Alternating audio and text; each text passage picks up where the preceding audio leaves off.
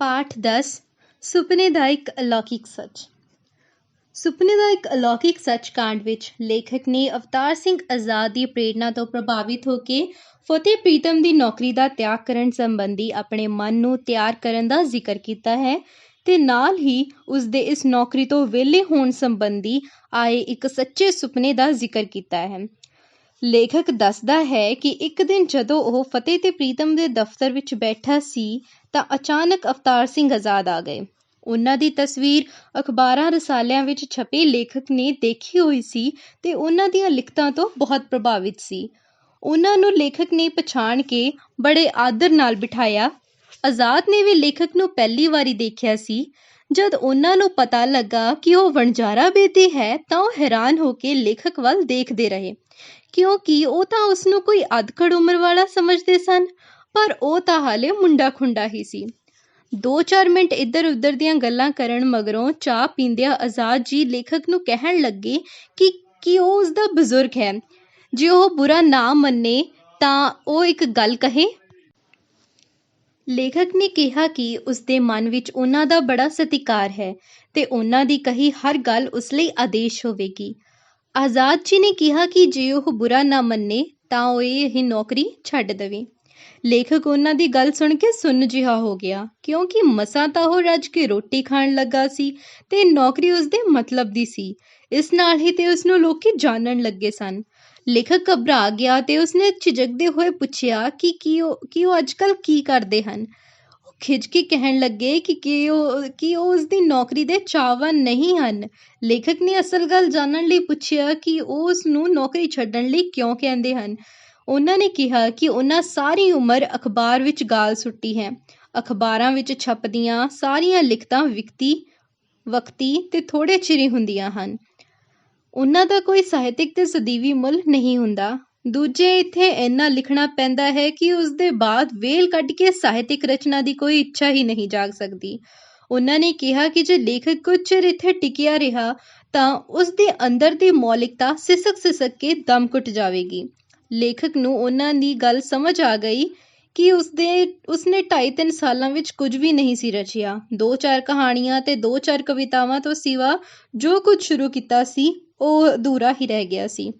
ਲੇਖਕ ਨੇ ਆਜ਼ਾਦ ਸਾਹਿਬ ਦੀ ਗੱਲ ਪੱਲੇ ਬੰਨ੍ਹ ਲਈ ਤੇ ਉਹਨਾਂ ਦਾ ਸ਼ੁਕਰੀਆ ਕਰਦਿਆਂ ਕਿਹਾ ਕਿ ਉਹ ਖੁਦ ਮਹਿਸੂਸ ਕਰ ਰਿਹਾ ਹੈ ਕਿ ਉਸਦਾ ਅੰਦਰਲਾ ਸਾਹਿਤਕ ਕਲਾਕਾਰ ਮਰ ਰਿਹਾ ਹੈ। ਆਜ਼ਾਦ ਸਾਹਿਬ ਦੇ ਚਲੇ ਜਾਣ ਪਿੱਛੋਂ ਲੇਖਕ ਸੋਚਾਂ ਵਿੱਚ ਡੁੱਬ ਗਿਆ ਕਿ ਜੇ ਉਹ ਨੌਕਰੀ ਛੱਡ ਦੇਵੇ ਤਾਂ ਫਿਰ ਉਹ ਕੀ ਕਰੇਗਾ। ਪਹਿਲਾਂ ਵਰਗੀ ਭੁੱਖ ਨੰਗ ਵਰਤ ਜਾਵੇਗੀ ਤੇ ਉਹ ਸੜਕਾਂ ਕੱਛਦਾ ਫਿਰੇਗਾ। ਇਹ ਸੋਚ ਕੇ ਉਹ ਉਦਾਸ ਹੋ ਗਿਆ। ਲੇਖਕ ਦਾ ਦੂਜਾ ਸੁਪਨਾ ਕਾਲਜ ਵਿੱਚ ਪੜ੍ਹਾਉਣ ਦਾ ਸੀ, ਜੋ ਉਹ ਦਿੱਲੀ ਵਿੱਚ ਖੁੱਲ੍ਹੇ ਕੋਚਿੰਗ ਕਾਲਜ ਵਿੱਚ 2-3 ਪੀਰੀਅਡ ਪੜ੍ਹਾ ਕੇ ਪੂਰਾ ਕਰ ਰਿਹਾ ਸੀ, ਜਿਸ ਦੇ ਬਦਲੇ ਉਸਨੂੰ 60 ਰੁਪਏ ਮਿਲ ਰਹੇ ਸਨ। ਉਸਨੂੰ ਅਖਬਾਰ ਦੇ ਦਫ਼ਤਰ ਵਿੱਚੋਂ 140 ਰੁਪਏ ਤਨਖਾਹ ਮਿਲ ਰਹੀ ਸੀ। ਉਸਨੇ ਸੋਚਿਆ ਕਿ ਉਹ ਅਖਬਾਰ ਦੀ ਨੌਕਰੀ ਛੱਡ ਕੇ ਕਿਉਂ ਨਾ ਅਧਿਆਪਕ ਬਣ ਜਾਵੇ, ਪਰ ਲੋੜੀਂਦੀ ਕਾਗਜ਼ੀ ਯੋਗਤਾ ਪੂਰੀ ਨਾ ਹੋਣ ਕਰਕੇ ਉਹ ਹੌਸਲਾ ਹੀ ਨਹੀਂ ਸੀ ਕਰ ਸਕਦਾ।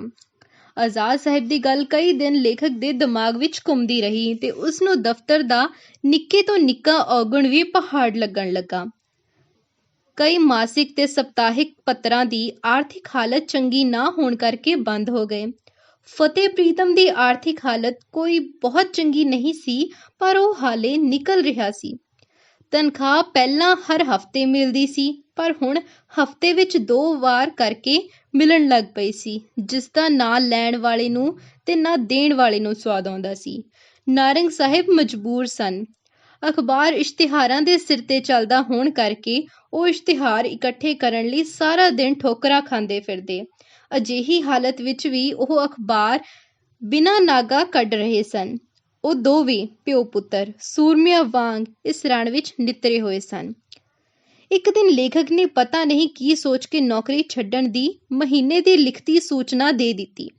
ਜਿਉਂ-ਜਿਉਂ ਮਿਆਦ ਪੁੱਗਣ ਦੇ ਨੇੜੇ ਆ ਰਹੀ ਸੀ ਲੇਖਕ ਘਬਰਾਉਣ ਲੱਗਾ।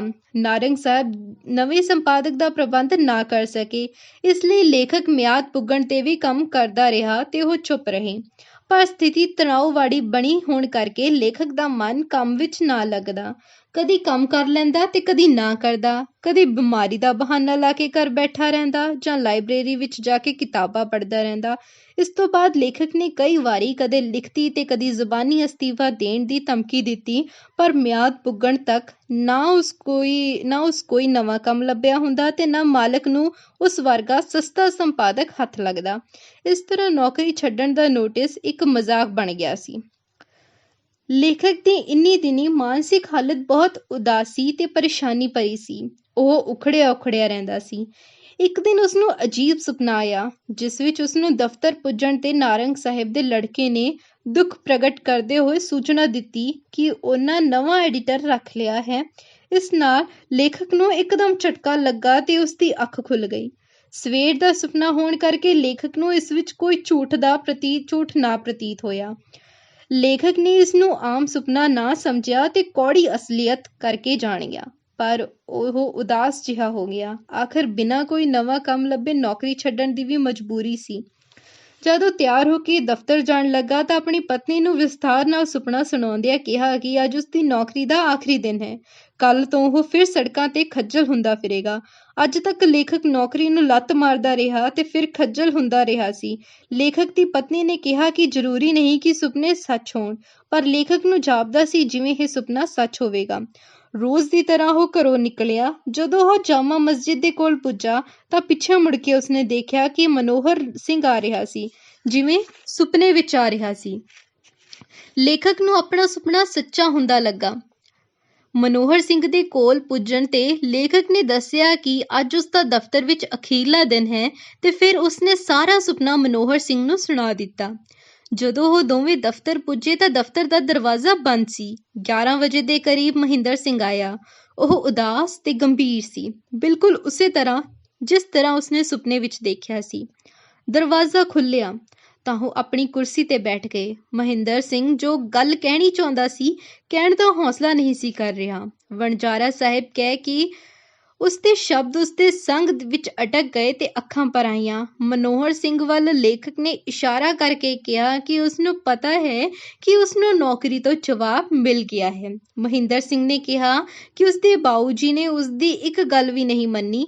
ਨਵੇਂ ਐਡੀਟਰ ਨੇ ਉਹਨਾਂ ਨੂੰ ਬਹੁਤ ਸੁਪਨੇ ਦਿਖਾਏ ਹਨ, ਪਰ ਇਹ ਸੁਪਨੇ ਹੀ ਰਹਿਣੇ ਹਨ। ਲੇਖਕ ਦੇ ਪੈਰਾਂ ਹੇਠੋਂ ਜ਼ਮੀਨ ਨਿਕਲ ਗਈ, ਕਿਉਂਕਿ ਉਸਦਾ ਮਾਣ, ਮਰਤਬਾ, ਪਾਤਸ਼ਾਹੀ ਸਭ ਖੋਹੀ ਗਈ ਸੀ। ਲੇਖਕ ਨੇ ਝੱਟ ਹੀ ਆਪਣੇ ਆਪ ਨੂੰ ਸੰਭਾਲਿਆ ਤੇ ਸੋਚਿਆ ਕਿ ਨੌਕਰੀ ਛੱਡ ਕੇ ਸਦਾ ਹੀ ਉਸਦੇ ਪੈਰ ਅਗਾਂਹ ਵੱਲ ਵਧੇ ਹਨ। ਅਜੇ ਉਸਦਾ ਪੜ੍ਹਾਉਣ ਦਾ ਸੁਪਨਾ ਸਾਕਾਰ ਹੋਣਾ ਬਾਕੀ ਹੈ। ਮਹਿੰਦਰ ਸਿੰਘ ਨੇ ਕੁਝ ਰਕਮ ਲੇਖਕ ਦੇ ਹੱਥ ਵਿੱਚ ਫੜਾਉਂਦਿਆਂ ਕਿਹਾ ਕਿ ਉਸਨੂੰ ਵਿਸ਼ਵਾਸ ਹੈ ਕਿ ਉਹਨਾਂ ਨੂੰ ਉਸਦੀ ਲੋੜ ਫਿਰ ਪਵੇਗੀ। ਲੇਖਕ ਬਣਾਵਟੀ ਮੁਸਕਰਾਇਆ ਤੇ ਉੱਥੋਂ ਤੁਰ ਪਿਆ। ਰਾਹ ਵਿੱਚ ਉਸਨੂੰ ਲੱਗਾ ਜਿਵੇਂ ਉਹ ਉੱਚੀ ਨੀਵੀਂ ਖੱਡ ਵਿੱਚ ਆਪਣਾ ਜਿਸਮ ਧੂੰਦਾ ਲੰਘ ਰਿਹਾ ਹੋਵੇ।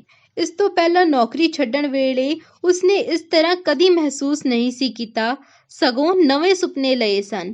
ਪਰ ਐਤਕੀ ਉਸਨੂੰ ਲੱਗਾ ਜਿਵੇਂ ਉਸਦੇ ਸੁਪਨੇ ਬਿਖਰ ਗਏ ਹੋਣ, ਉਸਦੇ ਖੰਭ ਕਿਸੇ ਨੇ ਕੁਤਰ ਦਿੱਤੇ ਹੋਣ। ਘਰ ਪਹੁੰਚ ਕੇ ਲੇਖਕ ਨੇ ਪਤਨੀ ਨੂੰ ਕਿਹਾ, ਸਰਗੀ ਵਾਲਾ ਸੁਪਨਾ ਸੱਚ ਹੋ ਗਿਆ ਹੈ।